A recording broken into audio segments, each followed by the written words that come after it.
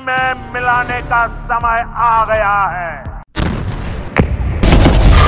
বড় ধাক্কা খেলো ভারত। দেশটির ঘনিষ্ঠ মিত্র যুক্তরাষ্ট্র এবার দাঁড়িয়েছে পাকিস্তানের পাশে। তাই যুদ্ধের স্বপ্নে বিভোর হয়ে উঠতে থাকা ভারতের প্রধানমন্ত্রীকে মাটিতে নামিয়ে এনেছে ওয়াশিংটন। গেল সপ্তাহে কাশ্মীরে সন্ত্রাসী হামলার পর ভারত ভেবেছিল যুক্তরাষ্ট্রকে পাশে পাবে তারা, কিন্তু সেই আশায় গুড়ে বালি। চীনের পর এবার যুক্তরাষ্ট্র পাকিস্তানের পাশে দাঁড়িয়ে দিয়েছে কড়া বার্তা, আর সেই বার্তায় এখন ঘাম ঝরছে নয়াদিল্লির কর্মকর্তাদের।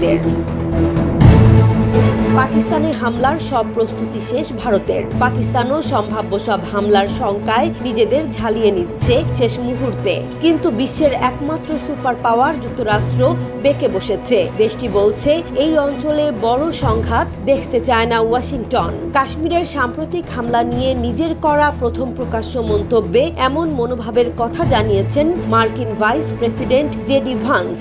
তিনি চাইছেন ভারত সতর্কভাবে জবাব দিক, তবে তা যেন বড় সংঘাতের কারণ না হয়।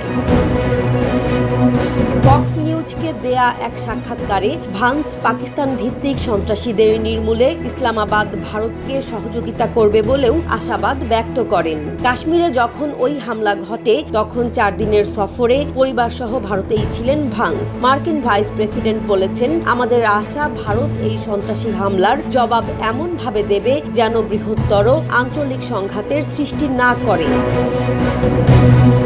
ভারতকে সীমিত অ্যাকশন নেয়ার পাশাপাশি পাকিস্তানকেও দায়িত্বশীল আচরণ করতে আহ্বান জানিয়েছেন ভান্স। তিনি বলেন, পাকিস্তানের ভূখণ্ডে তৎপর সন্ত্রাসীদের খুঁজে বের করে তাদের মোকাবিলা করতে ভারতকে সহযোগিতার মাধ্যমে ইসলামাবাদ দায়িত্বশীল আচরণ করবে বলে আশা করি। চরম বৈরিতাপূর্ণ দুই প্রতিবেশী দেশের মধ্যে উত্তেজনার এমন আবহে ভান্সের এই মন্তব্যকে গুরুত্বপূর্ণ মনে করা হচ্ছে।